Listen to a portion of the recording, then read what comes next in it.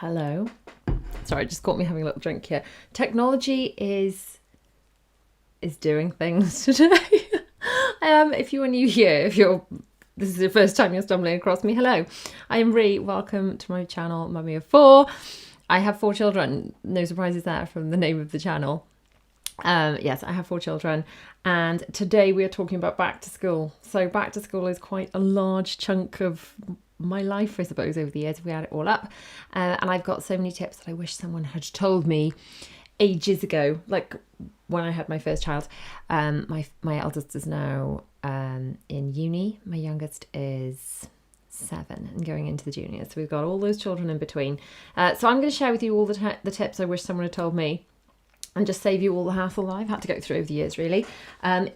Shout out in the comments, say hello if you're on live. I'd love to chat to you live. If you're on catch up, then let me know in the comments that you're watching. It'd be lovely to hear from you. Yeah, so I was a couple of minutes late because I was trying to do an Instagram story to say, hey, come and join me live. And the Instagram story wouldn't live. So I've just got this really awkward, like, oh, it's turning around. Oh, it's not working. Like, I don't know how to use it. So technology, everyone just keep the, can all the technology spirits just work so that this all works today. So if you're watching live and you could let me know that you can see and hear me in the comments, that would be great, because that would be good to know, wouldn't it? That would be really good to know. Okay, so we've got a few questions that we're going to get to, and I'll start by answering just a couple of questions that have been sent in because they have been sent in advance. I'm going to go through some tips and I will get to your questions in the comments too. So, first question. I'm struggling what to do with pictures and work they bring home. Now, this is a massive one. And honestly, if you keep every bit of paper, every time your child puts pen to paper, you're going to have to move out of your own house because you are going to have so much stuff. And I know it's really difficult because a lot of the stuff is like sentimental things. But honestly, my girls more than my boys, like our boys they'd bring home stuff that they were given by the teacher to take home, like this is a thing that they made as like everyone in the class made one, and they'd bring one of those home.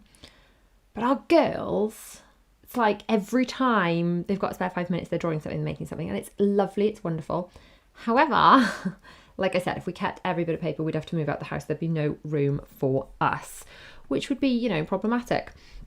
So a few kind of tips. The first one is make sure they've got a folder in their bags, because if it comes home all scrumpled, or as I recently remembered, Bella used to use the word scrumbly. If it comes home all scrumbly, the words they come up with when they're tiny, they're just so precious. If it comes home all scrumbly, you can't do anything with it anyway. You can't even do the other thing that I'm going to suggest that you do.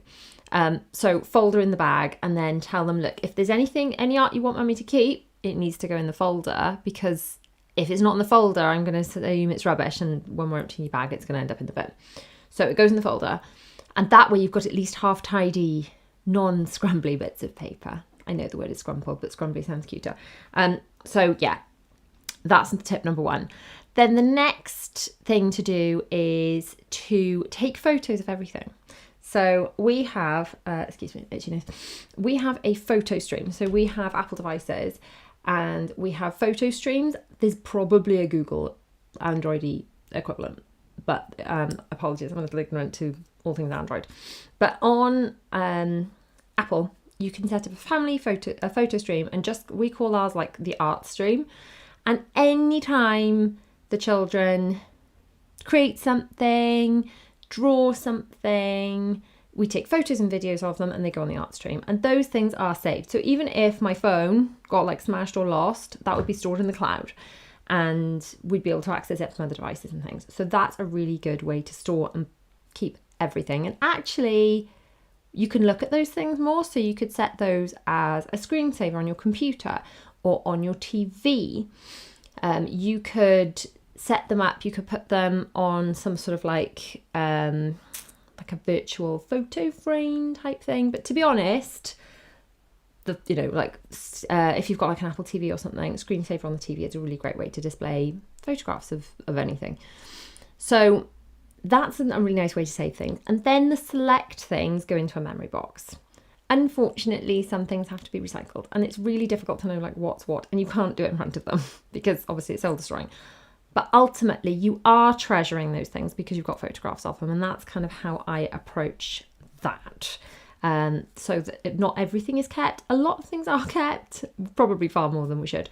But yeah, that's kind of where we're at. So let's have a little look in the comments, having answered the first question.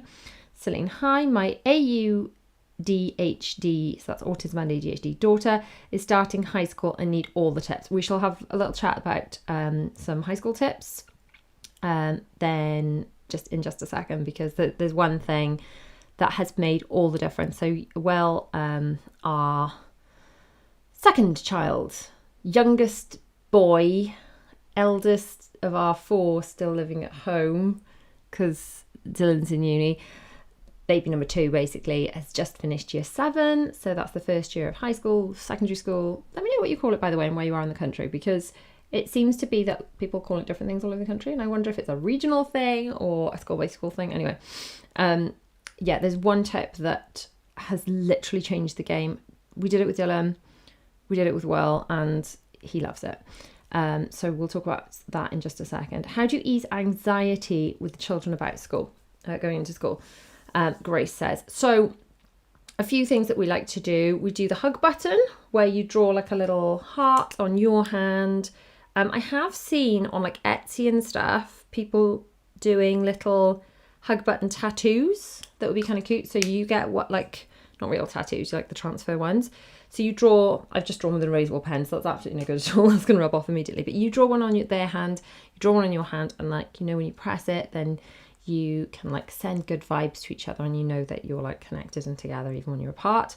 There is a really nice book called The School Unicorn, which is lovely, about a little girl that has a magical school unicorn and it helps her settle into school. That's really, really, really sweet.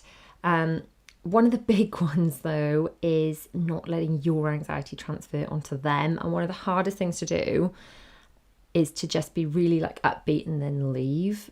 But ultimately that's best for them. So when all of our little ones actually started, all of them, I say all of them, our boys weren't as bad. I was worried about the boys weren't as bad. The girls had a lot more separation anxiety. The boys, I was worried about both of them starting. And yeah, I'm going to be honest, they weren't that bad. I had big worries about Will starting school, and his challenges weren't what I thought they'd be. I thought they'd be clinging to my leg. It wasn't that. The girls had a lot more anxiety starting off school. And if you watch very early vlogs, maybe I was just doing Instagram when Bella was starting school, but there are vlogs when Zara started and it was iffy because of course we had COVID. So she started and then she stopped. She's like, I'm done, I'm not doing that again. And then she had to go back. She wasn't very impressed. So one of the biggest lessons I've had from teacher friends and from the teachers in our school who've been amazing are upbeat, bye then, have a great day, and get out of there. Because as long as when you're oh, are you okay? Shall Mummy stay around a bit longer? That's when they get anxious. If you're bye then, and leave, even if they seem to be a bit wobbly, if you could be a fly on the wall 10 minutes later, they're probably absolutely fine. And if your child is absolutely screaming blue murder, chances are the school will probably phone you and you'll have to go back.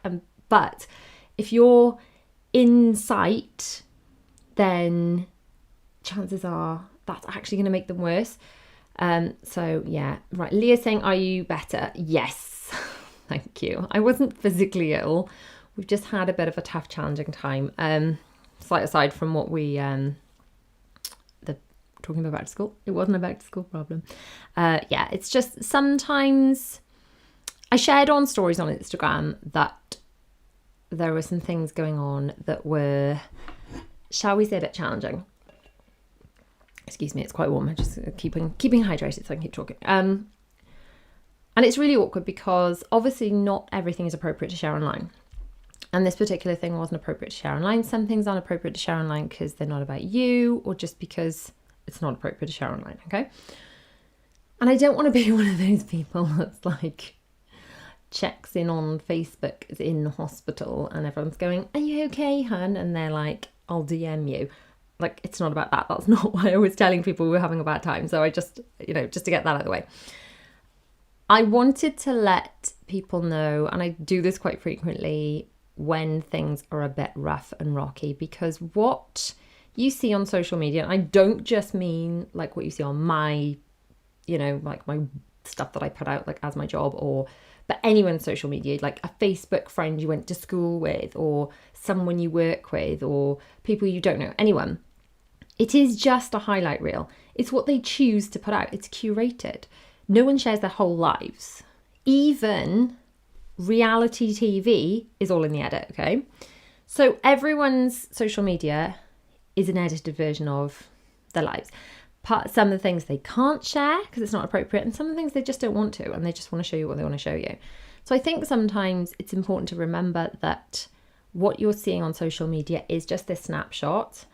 And I just wanted to share that if anyone else was going through a tough time, then maybe they needed to hear, because sometimes I need to hear that what you're seeing online is just a snapshot, and sometimes tough stuff is going on. And if you were going through tough stuff too, big high five. And I can't tell you how many messages I got after that saying, Ria needed to hear that. So just to clear up, that's what that was about. I'll try and get back on topic now. I've now realised it's ADHD that makes me do this bouncing around things. So apologies, but yeah. So yes, Leah, thank you for asking. I am feeling much better. Amelia, hello Ria, I have cerebral palsy. I'm extremely disorganised in school, so I need the tips and tricks and hacks. Thank you so much. Okay, so I'm assuming we're talking secondary school. Let's jump into the secondary school tip then. Basically, hang on, there we go. These things are going to save your absolute life. It's just when it comes to organisation for school, honestly. So there is a vlog coming out. I don't think it's, let's see what we've got coming out for you.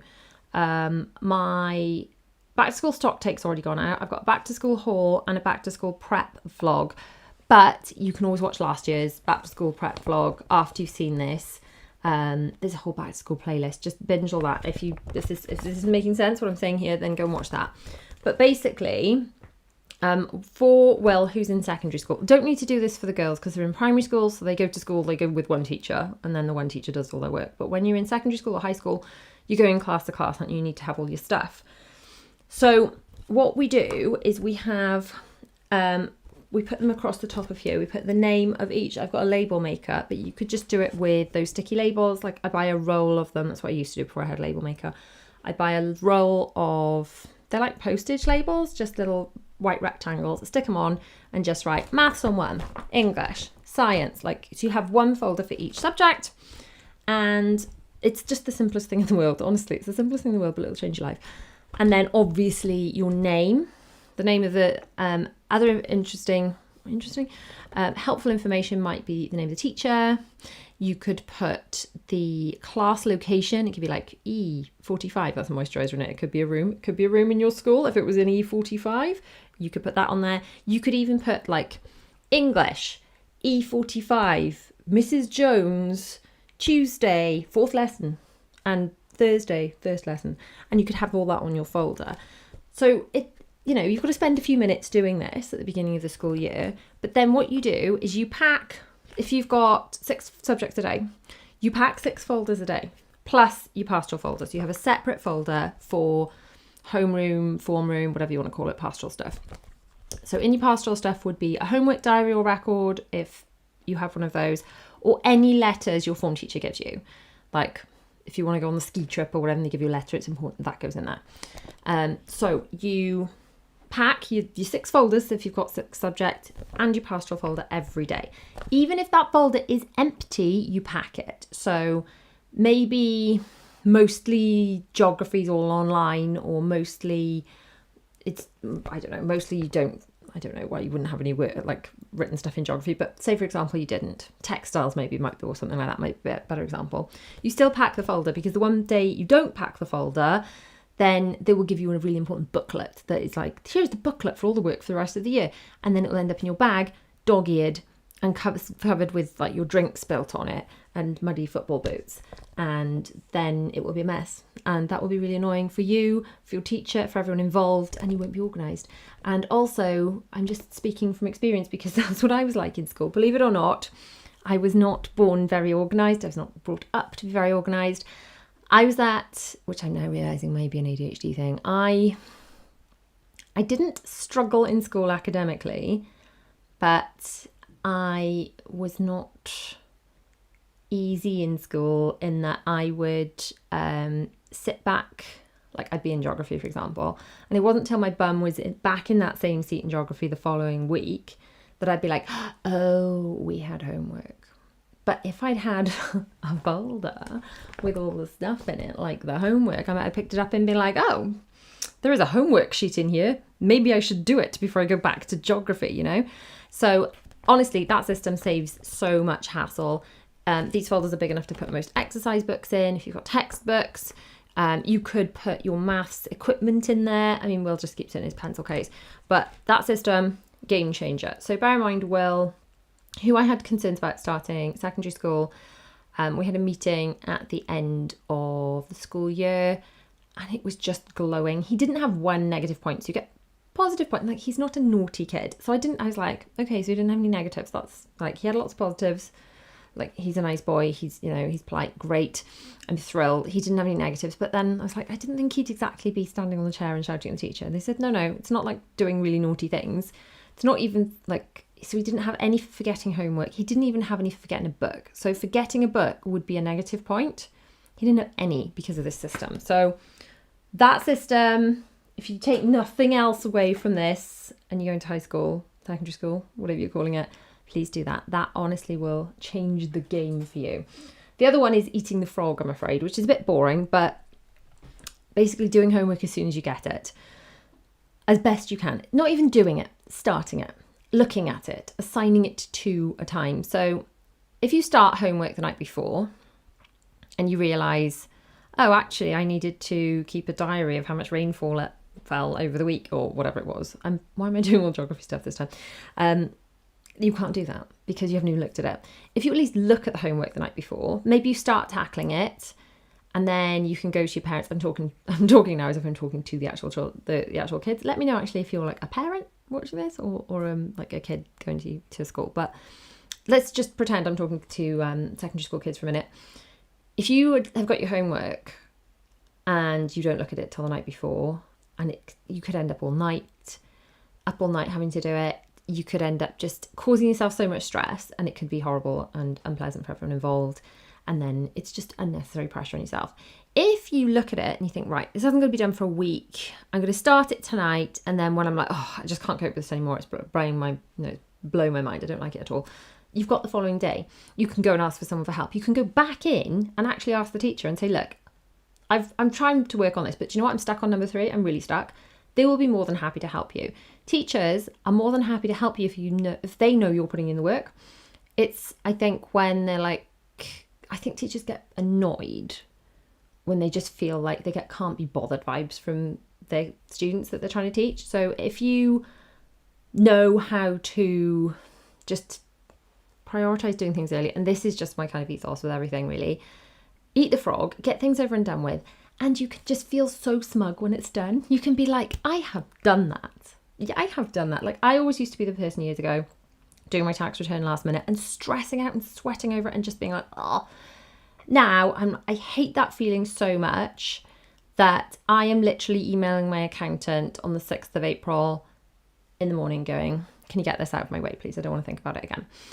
And then you see those reminder posters in January and I'm like, oh my goodness, did I not do it? And then I'm like, oh, okay, I did do it. It was just so long ago, I almost forgot. And I can be like, oh, that feels so good.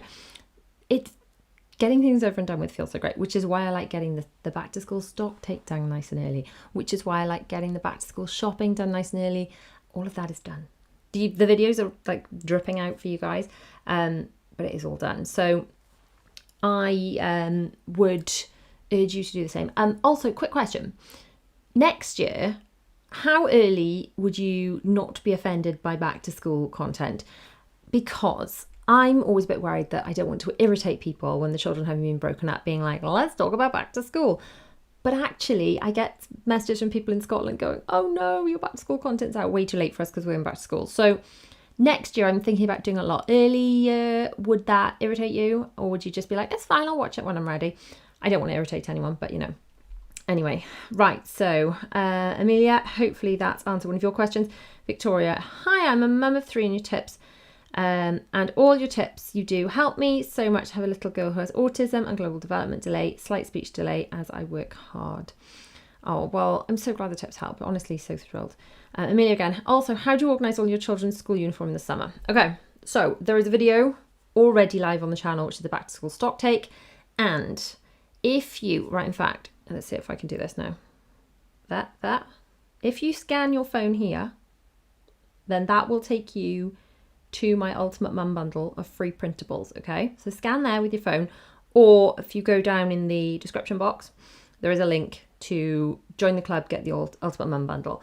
And there is a back to school stock take checklist on there, okay? So down, am I pointing? I can't do this now. Oop, there it is. Scan here, scan there, and download the checklist, and then just go through it and be like, anything you don't need school type, cross it out. And then you just go through each item. You go, right, how many of these have we already got in stock? So like quite often with my children, they'll grow halfway through the year. So all their school uniform isn't necessarily even a year old. Like Bella had a load of new skirts because her skirts weren't right and she was into skirts sort of in the summer term. So most of those are fine. She had like maybe new cardigans halfway through the year because, you know, my children are growing like weeds and suddenly grow when it's not September. So in my mind, it's just not necessary to buy everything new in September, because really what you just need to look at is, right, what have we got that's good, and just be open to replacing things as your children need them, not just because it is September. And like before I used to do this, I would buy too much and then we'd have doubles and it would be silly. I do like to have 5 of everything, and I understand this isn't possible for everybody, especially if you're in a school that's really fussy and they're like, you've got to have the trousers with the right logo and it's got to be an expensive blazer and all these things. That can be challenging, but remember, Facebook Marketplace, uniform swap shops, and if you can get away with it, which is what I do for most of the uniform, supermarket uniform, and I just buy 5 of everything, okay? I buy 5 of everything because then we have the uniform slots. We've got Monday, Tuesday, Wednesday, Thursday, Friday, and we put everything the children are wearing in each slot. So folded in there. This is all in my back to school organising vlog. You've got all this to look forward to, or you can watch last year's. In every day, it's just literally everything they have to put on. Pants, socks, trousers, skirts. They don't wear both those at the same time, but if they did, you know what I mean? Tops, cardigans, all the things. If they have a specific hairband they want to wear, put it in there. And then in the morning, it's not like, where's my shot? Where? It's just like, it's all in there. We do it on a Sunday. The children now have pocket money once a week, and I do not give them their pocket money until the uniform is done for the week. Rooms are tidy, uniform is done for the week. Obviously, when they're little, then you've got to give them a great deal of help. As you get older, it's kind of like enable them to do more and more for themselves. Sorry, I'm going to have a little sip. I'm very thirsty. So it can be really beneficial for them to kind of learn these skills to become a little bit more independent and think, right, okay, what have I got? What am I missing? And that is another game changer. And especially if your children are very little. Well, to be honest, children of all age, otherwise you'll get your teenagers going, where's my socks, mum? It's like, well, we do that on the weekend, okay? We do that on the weekend because in the mornings we want it to be chilled, we want it to be calm, we do not want to have stressful times, we do not want to send our children off to school and then be like, oh, that was really stressful and I feel really bad. We want to have pleasant starts to the day. So they go into school happy, we send them off into school, they're happy, we're happy, we can have a good day, they can have a good day, and we can't do that by having a really stressful morning. And we help fix the mornings by preparing the night before and on the weekends. We also have a school bag station by the front door, so everything is by the front door, ready to go as we need it. So that's how we organise the children's school uniform in the summer. We go through what they've got, what they need, and then from there comes a list of what we actually have to buy, and it's generally much smaller than you'd think. Chloe says, hi, my mum Sarah is a big fan of yours. Hi, can you say hi? Sarah, Chloe's mum, that's the right way around, isn't it? Hi Sarah, Chloe's mum. Hello. How old are you, Chloe, and which year are you going back to in school? I mean, you could be an adult, I don't know, but if you are going back to school, which year are you going into? Georgia, hello. Grace, how do you get your children to communicate about their school day? Verbal expression can be hard with anxiety and autism. Yes. Now, one of the best tips I had blew my mind because I was like, that is never going to work. That's insanity. So, believe it or not, if you've seen Will, especially on the Disney Channel, who is very chatty and very articulate now. Will just didn't like talking to people. Like, he had words he could read, but he didn't want to talk to anyone other than me. And in fact, he only wanted to talk to me the bare minimum to like issue me instructions. So the speech and language consultant, expert, when he had his autism assessment, said the best thing to do is to stop asking him questions. And I was like, okay, but how do I talk then? What? I don't get it. So then she's like, okay, so if you can't remove all questions, you've got to think of questions like your hand. So for one question, that's the thumb, you've got to make 4 statements. Because a question isn't modelling what you want your children to say or giving them ideas of the kind of language you want them to use. So if you say, what did you have for lunch? Sometimes Will would just say, what did you have for lunch? He'd just repeat it back to me. So if you say rather, oh, today for lunch, I had a wrap, then maybe they'd be like, oh, well, today for lunch, I had spaghetti bolognese. That was a good, So it's really hard to do and it takes a little getting used to, but try it. Try and just try and remove questions as much as you can, but for every question you ask, 4 statements. Try it. It's weird, but it works. But it's just modelling the kind of things you want them to talk about. The other way you can do it is by having like a set time of day where you kind of share things. I like to, when we're walking home from school, we don't do it every day, but we do it quite a lot. And they share their peak and pit. And it's just like 2 random things, like a good thing and a bad thing that happened to them today. And some of the things are really random. Or you could ask them to share a funny thing that happened. Like, right, the funniest thing that I saw today was this. What was yours? And that would be a question, but you've kind of modelled it first. You've kind of been going first. But the peak and pit's lovely because it's like, well, the peak was, something great happened. The pit was like, oh, but then you can kind of probe a bit more about those things. And sometimes they're like, there was no pit. And you're like, well, great. But then also it gives them an opportunity to talk to you about something negative that may have happened and to be able to open up about it. So that's really, really beneficial. Okay, so verbal expression can be really hard. Okay, Grace again, anxiety control tips and tricks if you have any. So I think it wasn't in the haul. I think I bought them, I'm trying to think now which video they're coming out in. In the back to school organisation, the children have got little pop-it things. So I've put those on their pencil cases and things, and they do that as kind of like a mindfulness thing if they're getting stressed out. Finger breathing's really good. So you teach them to go, breathe in, out. Rainbow breathing's good too, where you just think of the colours of rainbow. I did this when I was in labour. It works amazingly. So you go like, breathe in red, you're like, apples, roses, can't think of anything, hearts. And then for labour, you go all the way through the rainbow and the contraction is gone by the time you get to the end of the rainbow. So then I'd be like, orange, like, I could only think of oranges. Anyway, so you do that, but it's like a mindfulness exercise. If you haven't yet seen Inside Out 2, it's so amazing. Please watch it. Watch it with your children, because the way it describes emotions, especially in that kind of sort of moving from the preteen into the teen stage where these new emotions show up. And the moral of the story is all the emotions are just trying to help. They're all just trying to do their job, but sometimes some of them get a bit carried away. So anxiety, for example, is like, I'm just trying to help Riley. Riley's the little girl with the emotions live in their head. I'm just trying to help Riley. And it's like, we know you're trying to help, but you're like, she was sort of causing problems by going a bit far. And then it was like, do you know what, anxiety, you can sit here. You can come along for the ride. You can help, but just, chill, take over. Let's all do our jobs. And in that movie, Riley actually does a grounding exercise. So she's having a bit of a panic attack. And then they show her like focus on something she can see, and then it switches to something she can hear, and then something she can like touch, and doing that grounding exercise. And you can teach your children to do that. Like what's something you can see, something you can hear, something you can smell, something you can touch. Tapping is amazing, which is EFT, emotional freedom technique. Google it. I should probably do a video on it, but there's so many good videos on the internet. Have I done a video all about all these different techniques for helping with anxiety and meltdowns? If I have, I should link it. If not, I should maybe do that video if you're interested in it. But EFT is like tapping. So it's tapping on here, on the side, on like the karate chop point.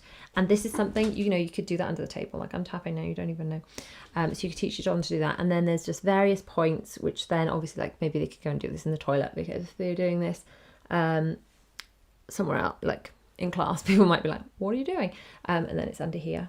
And there's just a sequence. And if you do that and you like give a number to your anxiety at the beginning, and then you go all the way through it, and then you do it at the end, you just guaranteed to feel so much better. Hopefully that helps with trying to get the children to communicate your day and tips and tricks for anxiety. Celine only has trainers to buy. Feeling very organised thanks to your stock take. High five. Well done. I'm proud of you. Like so proud. So proud. And doesn't it feel good? Doesn't it feel so good to have it done? I always like doing the back to school stock take. It's a lot of tipping things out, because I think it's easier if you've just got like one child. Or like for Will, I knew he was going to a new school. He didn't have any stuff last year, so it all had to be new. So that was easy. There was no stock take. He had nothing. We'd start again. But for the girls, it's like, oh, how much of Zara's stuff, how much of Bella's stuff would fit Zara? Actually, that was the gap where there was COVID and I didn't buy anything of that size. It was so faffy. But it was just, it's so good when it's done.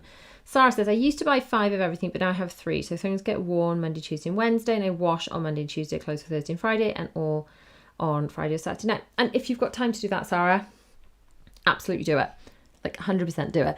I just personally find trying to juggle the children, the extracurriculars, the work I have to do, I just find that those end of the week days, then it's not the getting the stuff washed as so much as getting it back in the right places. Oops, banging my table.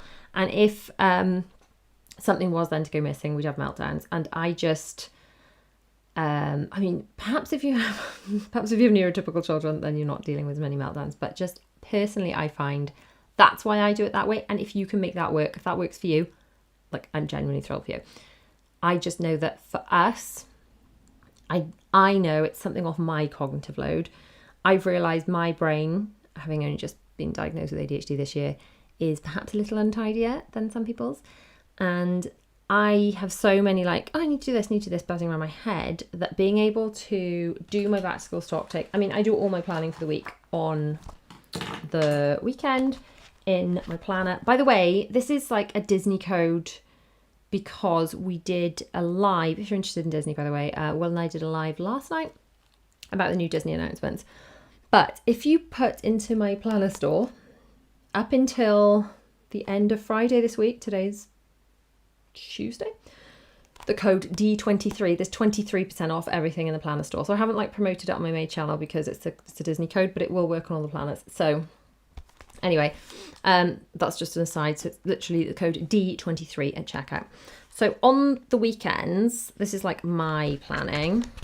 So on my Sunday, my top priority will be get organised for the week, plan for the week. And then I look at a week at a glance. I put all the like different family members along the top and what everyone's got on, like ballet, dentist, I do the meal plan on the weekend, and I do my little priorities for the week using this Eisenhower matrix, and I plan out what I've got to do each day. And then like half-hour time slots. I do that every week. It has literally changed the game for me. Like changed the game so much.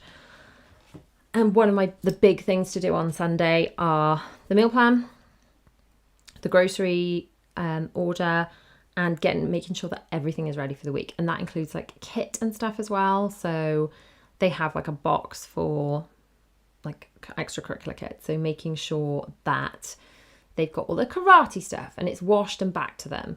And because they all go to the same karate club, then sometimes, like if it was all just still in the washing, they'd be picking up, excuse me, my throat's so dry, the wrong t-shirts and things.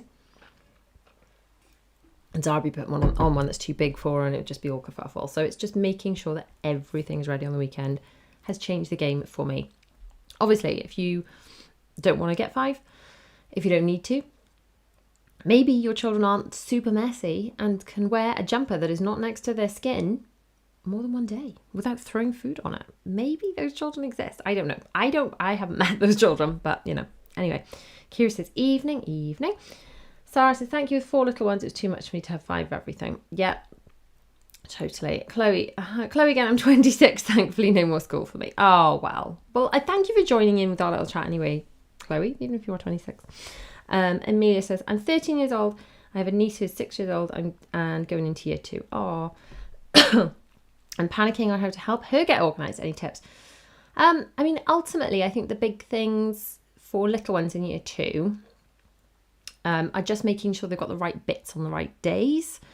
So if they have like forest school or something, has to be on a certain day. I know little ones can get very upset if they haven't got the right things on the right days. So it's just making sure that they've got those right things on the right days. It won't necessarily be as much organising as you'd have for high school, but that they've got kit on the right days. And again, that comes down to like having things in planners, setting reminders on phones for making sure they've got the right things. It could be on a board, maybe in a central place in the house. That's what we've got. We've got like coming up this week. And on that would be, it's on my organisation station, which the printables for that are also in. Let's see this one. In this. Yee, scan here. And you get all the printables for the organisation station, which I've got up in the kitchen. What was I even saying? Yeah, so I would just make sure we've got on that board, you know, Bella, PE, Monday, Zara, PE, Tuesday, Zara, for school, Wednesday, something, dancing, Thursday, whatever. And that all those things are there, and then it's just easy to remember. Grace says, how do you cope if your children are overstimulated from school? Right, so again, more overstimulated stuff. Sometimes the best thing to do is to come home and change into pajamas, to to move out, to transition out of the stressful into the cozy. So if they've had an especially bad day, if it's just cold, if it's disgusting, if one of them's feeling really down, it's like, should we go home and get snuggly? So that could look like go home, have a bath and get changed, even if it's early. It could look like just throw in pajamas on and then bathing later, whatever. But just sometimes getting out of like school mode into cozy home mode. So that could be into like normal clothes. They don't change every day after school because it makes more washing for me. So they just stay in their uniform and normally until bath time. Unless they go into extracurriculars, because they're quite happy in the uniform. They don't feel the need to change. So some days we do still change, but that's just more of an emotional change. It's like, it's time to switch gears. That really helps. Again, this like looking at homework on the first night rule has to take this into account. So if we have homework on Monday and it's got to be sent in on Friday, and we don't look at it till Thursday, and we come home on Thursday dysregulated and overwhelmed and overstimulated, we're not going to get that homework done. If, however, we attempt it on Monday and then we feel dysregulated and overstimulated, we can also attempt it on Tuesday, and we have that same opportunity on Wednesday and Thursday, which is why I like to just try and do that and just look at it and start it potentially as early as possible, because that way if it gets rained off, it doesn't matter, we've still got time. Okay, Sarah, I have 7-year-old twins with ASD and development and speech delay, so I have to watch back through some of your videos. Well, hopefully some of them will help. Leah says, yes, you did. I'm assuming that means I made the video about techniques and things, breathing techniques and stuff. I think I did, but sometimes I've done so many I can't quite remember. Can you do a home from school to bedtime routine for ASD children, please? Good idea. My 8-year-old daughter has struggled with transition place to place. Yes, I get this. And I think a transition back to school is quite hard. Sometimes for children with ASD. Like I worry about Zara going into the juniors. I don't tell her this because that doesn't help. But I worry about Zara going into the juniors because it is such a transition. So it's moving from like the infants where it's more play stuff, like learning through play, to more structure. I know ultimately when she's in that more structured environment, she's going to thrive more because she loves structure. But the fact it's a transition into this unknown is really scary. And she probably will feel a bit dysregulated the first week. Maybe they all will. But yeah, that probably is a good video. I mean, I could film an evening routine, but probably a good like one to sit down and chat through as well. Maybe a podcast episode, actually. How many of you guys are subscribed to my podcast channel? Please do me a big favour and go and subscribe to Real Talk with Ree. It's Real Talk with Ree podcast on YouTube. I'd love to have you over there. The podcast episodes are kind of a lot like, if you're enjoying this live, very chatty like this. I don't necessarily need to drink as much. Why is my throat so dry? I'm having to drink gallons at the moment. But that is a very good idea for a podcast episode, anonymous, because anonymous is the great name, because that's the kind of thing that we can talk through on the podcast and just have a good old chat about. Okay, I've got some notes about some other things I wanted to say. Let's see if I've said anything. So stock back school stock take, said that. Create a shopping list. I want from the Scott. We've covered that. Well done, Ree. Organise uniforms and clothes for the week. Make sure everything fits well. And then we've already done this. We've got like a hanging thingy. You could get boxes too, or divider hangers or whatever. Hangers are a pain because you've got to hang more up. But the hanging things, you get them in IKEA. I've got them linked in blog posts all over the place. And they're just like organisers. You can get some with days of the week on them, or you can just write days of the week on them. And it's like everything Monday, everything Tuesday, game changer. Involve your children in this prep, because ultimately you need to see what fits them. And as they get older, they can take more charge of doing this kind of stuff. And it's just teaching them life skills. How have I not got to this one yet? Label everything, guys. Everything. I mean, only if you ever want to see it again. The other benefit, of course, to having 5 of everything is some things will inevitably go missing. Namely, jumpers, cardigans, anything they ever take off for PE. And if things are labelled, they will make their way back to you, but not necessarily straight away. I like to put the children's names and sometimes class on the labels, but often on so many of the labels, I actually have my phone number, which I have very recently switched up to having the +44 version of my phone number. So when we go away, if things get lost can still perhaps be returned to us, but also it means that your children have got your phone number on them at all times. So if they're feeling distressed and they can go to an adult, they can take their cardigan and be like, please phone my mum. Here is her number. Ta-da! Because let's face it, I mean, I think I have made my children learn my phone number and they do all know it, but it's also in all of their clothes. So if they were stressed out, they have got that on them at all times. Anonymous says just subbed. Thank you so much. Yeah, go and sub to the Real Talk with Ree podcast channel. It's on a teeny weeny hiatus at the moment because it's the summer holidays. I've got all my babies home. Well, not all my babies. I've got most of my babies home. Our biggest baby is still flitting about. It's back and not and back and not. But yeah, so 3 of them are here all the time. Generally eating me out of house and home and using all the toilet paper. It was the same in COVID. Does anyone just think, wow, like to have toilet paper delivered by the truckload? We do. It's absolutely nuts. Anyway, label everything. So the labels I use, I'm just going to type. Can I type in the chat? maryov4.com/labels. Does that work? Did I just type in the chat? I did. There we go. It works through this software. Those are the labels I use. They're amazing. Flipping amazing. I've used those for years. I am an affiliate for them, but quite frankly, I've talked about those for free for years before I even started doing this. They're amazing. It is useful to have a homework station, like a designated place to go to do homework. The children have got a desk. They've got desks in their own room, but they've also got a desk in the playroom with everything they need there. I mean, they can use their pencil case from their bags, but sometimes it's nice to have supplies at home. Excuse me. Great.